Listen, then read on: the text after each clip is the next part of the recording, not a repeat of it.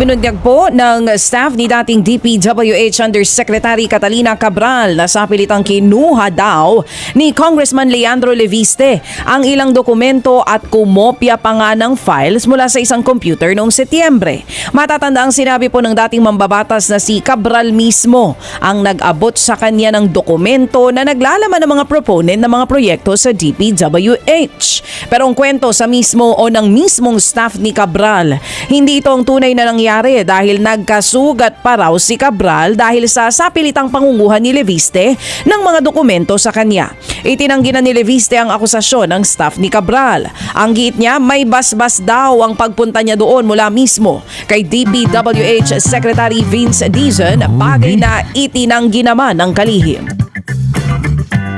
Dati, noon uso yung agaw armas. Yung mga MPA noon, no? Agaw armas, mga sundalo dati, mga babayan. Tapos, karoon ng yung mga mayayaman, yung mga politiko, agaw lupa.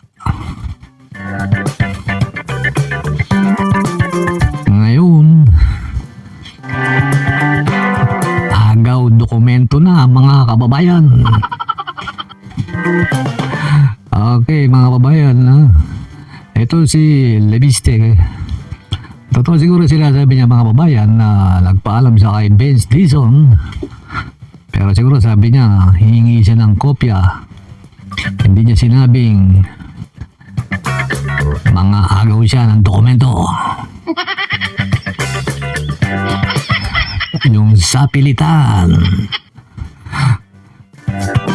Sapilitang agawin. Sapilitang kokopyain. Kaya agaw dokumento, nauso nga natin tanim bala. Pagkatapos, tanim witness. Okay mga babayan, ito si Leviste mga babayan, hindi natin alam kung ano yung motibo niya.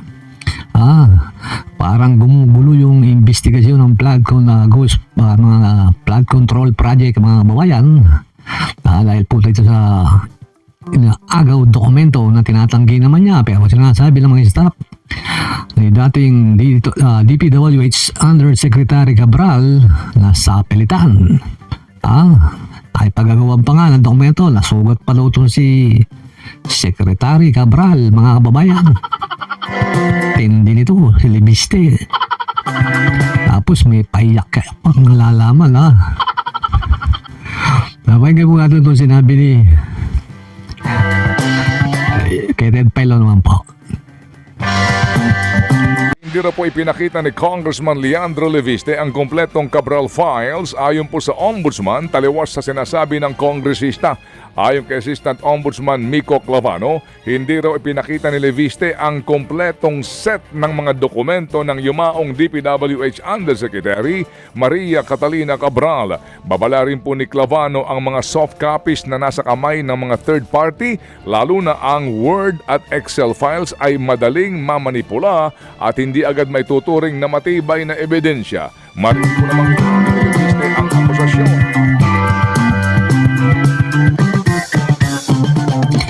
Ito namang sinabi ni spokesperson ng Ombudsman, mga babayan, hindi kompleto. Kulang-kulang itong dokumentong sinasabi ni Leviste, mga babayan. Naniniwala man tayo na totoo naman siguro itong mga dokumentong hawak ni Leviste. Kaya nga lang po sabi ng spokesperson ng Ombudsman, soft copy po yan. Ibig po sabihin, ang soft copy, madaling i-edit, madaling manipulain. Pwede kang maglagay-lagay dyan ng mga initial. Naniniwala naman po kami na may talagang korupsyon dyan sa mga gabinete ni dating ni Pangulong PBM, mga kababayan. Kaya lang iba ang dating sa mga tao sa mga DDS. Alam nyo naman, Mga uto-uto yan. Joke lang.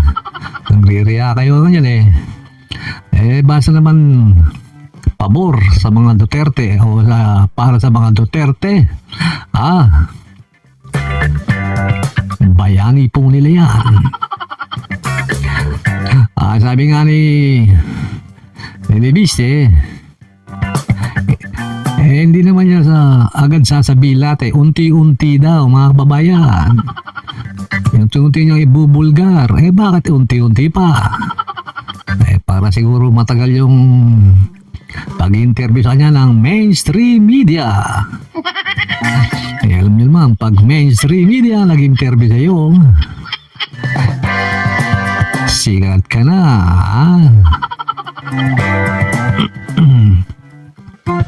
At saka parang nambablackmail ba si Leviste, mga kababayan? Pag pinatunayan ni Dizon na alam niya yung Cabral Files, meron daw siyang ibubulgar. Binulgar niya na po. Ang sabi po ni Congressman Leviste, mga kababayan, ito daw si Dizon na talaga dati sa BCDA, mga kababayan, ay meron daw insertion. Tinanggi naman ni Dizon to, mga kababayan. Ang sabi naman ni Dizon, hindi po sumasali sa mga baykam ang BCDA. Daw pondo po nila nagagaling sa National Treasury, yung mga project po nila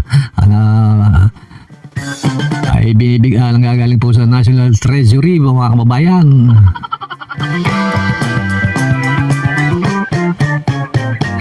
Dapat magsasabi ka ng mga ganyan tulad na lang kay Ridon. Hindi pa pala congressman si Ridon. Binabanggit mo yung pangalan ni Ridon.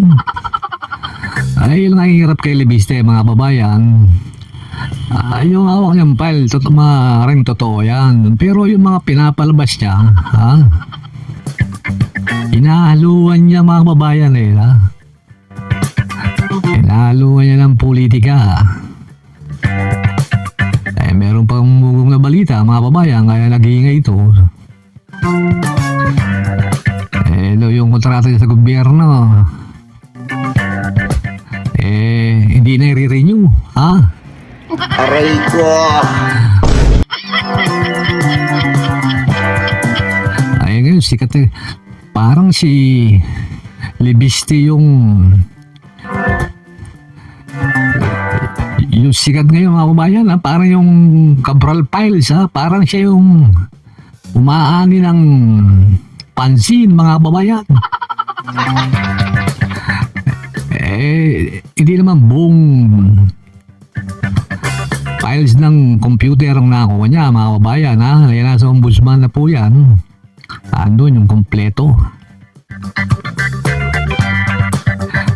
Ano ba yung gusto ni Leviste, mga kababayan? Makapunta sa kanya yung atensyon. Tapos may paiyak-yak ka pang lalalaman. Ano ba yan?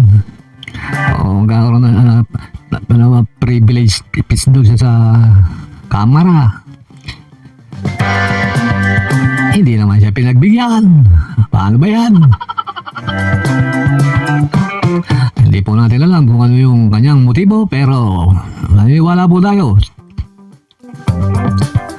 na totoo yung hawak niyang files. Hindi lang po natin alam kung inedit, dinagdagan o binawasan. Ang hirap sa kanya, pinangungunahan niya pa, gusto niya maging si Senator Lacson.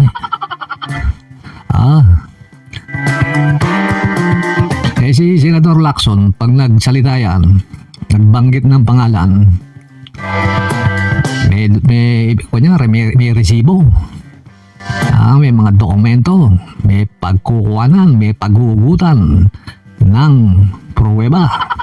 Hindi yung magsasalita ka lang ng pangalan. Ito si Leviste, wala naman siyang ebidensya. Kaya puro sablay, congressman sablay. kung balak mo tumakbo senador, mananalo ka na, susunod 2028. Ay, sikat ka ngayon eh. Meron pa raw, tapos meron pa raw yung mga ibang kongresista nakatanggap ng 2 million na bonus. Oo, maaaring totoo yan, mga kababayan, yung mga nakatikit. Wala, mga kababayan. Ang pauli natin ang kanya mga unti-unting pasabog. Agaw dokumento. Palagi siyang nasa limelight. Sikat na sikat ngayon si Leviste. Okay mga kabayan, hanggang dito na lang po. Huwag niyo pong kalimutan mag-subscribe. Pakipindot na rin po ang notification bell.